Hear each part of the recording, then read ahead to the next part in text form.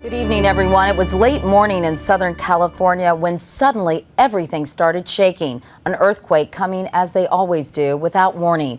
It was centered 29 miles east-southeast of Los Angeles in Chino Hills, felt as far south as San Diego and as far east as Las Vegas. A seismograph measured it as a magnitude 5.4, and it was followed by dozens of aftershocks. No injuries, but plenty of anxiety. Ben Tracy is in Chino Hills tonight. Ben? Hi, Katie. I'm standing at basically the epicenter of where today's quake happened, and it sure did get our attention. The strongest earthquake to hit the Los Angeles area in the past 14 years. Just before noon, the ground started rolling. Over hundreds of square miles, chandeliers swayed, items fell off shelves, water mains and pipes broke, and nerves were rattled. Oh, it was very scary, and I was afraid I might not make it to the door. The ceiling tiles fell down, and glass was in all the aisles. I really didn't know what to do. I just ran outside, as fast as I could. No matter how many times you go through it, it still shakes you up. It even interrupted a taping of the Judge Judy show.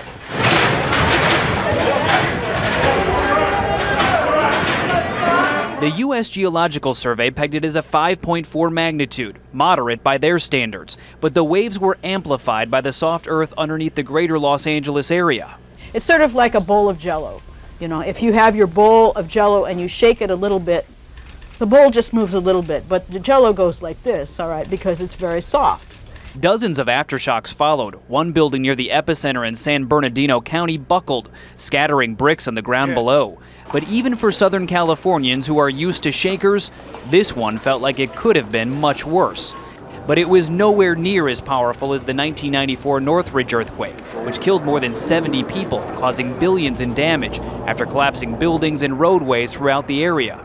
The Northridge earthquake was 6.7, and this is 5.4, so it's more than a factor of 10 smaller. Smaller, too, than the 1987 Whittier Narrows quake, which happened very near the epicenter of this quake. But it was large enough for at least 10 million people throughout Southern California who haven't felt something like this in a long time. This earthquake reminds us yet once again that in California we have to be prepared for anything and everything. We always talk about aftershocks, but there is a slim chance that today's quake could be a foreshock of a bigger one to come in the next day or two. But with every passing minute, that possibility becomes much more remote. Ben, I understand for the first time, Caltech issued a warning last week saying the state of California was in for a major earthquake in the next 30 years, which is kind of eerie. But this was not necessarily the quake they were talking about, right?